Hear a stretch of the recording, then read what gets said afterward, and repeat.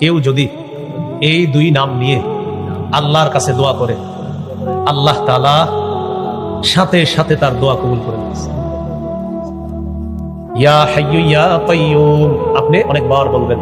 একা একা চাদরটা মুড়ি দিয়ে মসজিদের কোনায় বৈশা দেখতেছেন সব মুসল্লিরা বের হয়ে গেছে, ঘরের কয়েকটা রুম আছে, একটা রুমে কেউ নাই, ওই জায়গায় বলবেন। স্ত্রী আরেক রুমে, সন্তানরা আরেক রুমে, আপনি একটু পেরেশানিতে আছেন। মেয়েটা 1.5 বছর 2 বছর হচ্ছে, বিয়ে দিতে পারতেছেন না, হয়ে হচ্ছে না, ব্যবসায় বরকত হচ্ছে না, পেরেশান, কাউকে বলতে পারছেন না। একা একা চাদরটা মুড়ি দিয়ে লম্বা সময় বলেন ইয়া হাইয়্যু ইয়া কাইয়্যুম। অনেকক্ষণ বলতে বলতে বলবেন আল্লাহ আমি একজন বাঙালি মুসলমান, ও চিরঞ্জীব রব, ও চির প্রতিষ্ঠিত রব আল্লাহ। আপনার নবী বলছে এই দুই নাম নিয়ে দোয়া করলে আপনি দোয়া কবুল করেন। আল্লাহ আমি তো পেরেশানিতে আছি 2 বছর, মাওলা এখানে আমি আর তুমি ছাড়া কেউ নাই, আমার স্ত্রী ঘুমায়, আমার সন্তানরা ঘুমায়, আল্লাহ আপনি আছেন, আমি আছি, আর কেউ নাই, মাবুদ মেহেরবানি করে আমার এই পেরেশানি আপনি দূর করে দিন।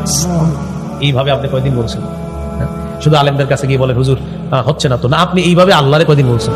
আল হাইয়ুল কাইয়্যুম, যিনি চিরঞ্জীব, যিনি চির প্রতিষ্ঠিত।